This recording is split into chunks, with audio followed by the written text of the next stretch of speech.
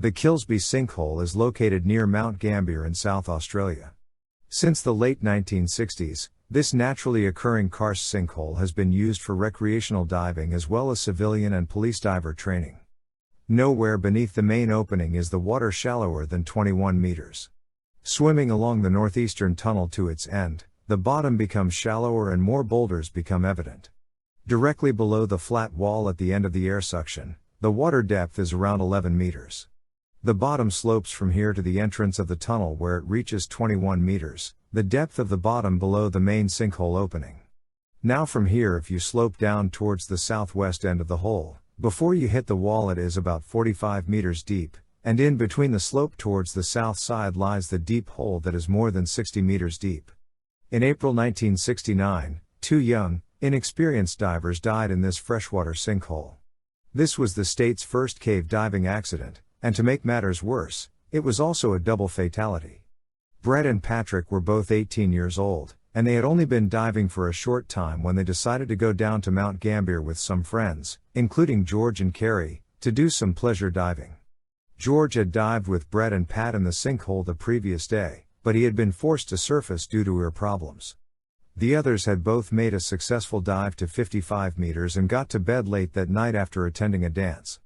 The group of 10, consisting of 3 scuba divers, 4 snorkelers and 3 non-diving friends, arrived at the sinkhole at 11 a.m. 4 intended to snorkel around the cave while Brett and Pat went for a deep dive, leaving George to take photographs near the surface. George had warned the others not to dive too deep, but they felt confident because they had successfully done the deep dive the day before. They indicated that they wanted to scratch their names on the cave's wall at a depth of about 60 meters, a very difficult objective, in view of their lack of experience, their overweighting for the dive and lack of important equipment, such as watches and twin scuba cylinders. After posing for some surface photos in the main lake, they commenced the descent, pulling one end of a 50-meter-long safety rope down with them while a companion held the other end at the surface. Carrie watched Brett and Pat hit the bottom at about 28 meters, where they stopped on the dark silt slope for a minute to tie their end of the safety line to a large boulder. They commenced the horizontal penetration into the vast cavern which lay to the southwest of the entrance lake, and soon afterwards, the safety line became stretched and the surface end was released so they could pull it in behind them. George then got ready with his dive suit and intended to follow it down, but by the time he had tied his camera to the rope ladder, the safety line had disappeared. He then descended to about 30 meters where he found their line tied to the boulder, but he could see no sign of them when he looked into the gloomy cavern beyond. He decided to wait for them for a few minutes, but when they had not returned after 5 minutes had passed, he became concerned and decided to return to the surface. He spoke to Carrie for a couple of minutes and they both felt that something might have gone wrong, so he decided to dive again for as long as he could.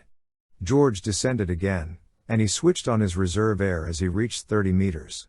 He arrived at the tie-off boulder and again looked along the line, but he still could not see any movement in the dark, clear water.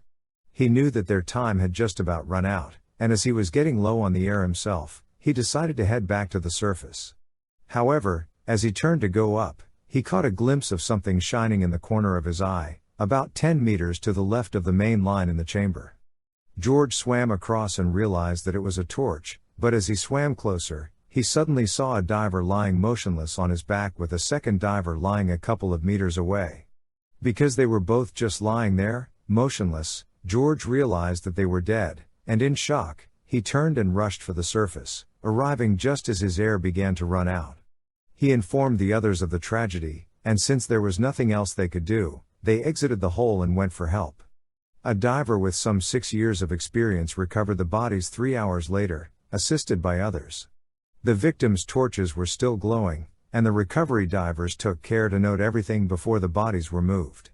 Pat, who had a single hose regulator, had lost his mask, torch, snorkel, knife, and one fin. Pat's cylinder still contained about 700 psi of air, and his buoyancy vest had not been inflated although he was still wearing his weight belt.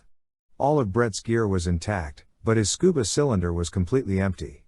He was using a twin hose regulator, and it was seen to vent itself for about 2 minutes during the recovery operation.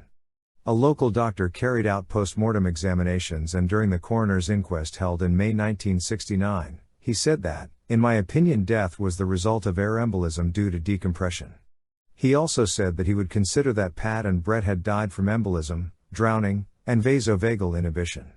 The most likely scenario is that the divers lost track of their bottom time and air supplies whilst under the influence of nitrogen narcosis, and simply ran out of air. In March 2010, another incident took place in this sinkhole. A 52-year-old man was diving with his buddy, both from Victoria, who visited the water-filled cave to have a dive. After completing the dive from the southwest end while they were ascending out of the sinkhole, the dive line somehow got entangled with the 52-year-old. They have very little remaining air left on their tanks. His buddy desperately tried to help him out of the situation but ultimately had to leave to save his own life. Soon authorities were informed about the situation and they recovered the body from a depth of 38 meters on the southwest side of the sinkhole. The local doctors declared that the diver had drowned. Thank you for watching. Have a pleasant day.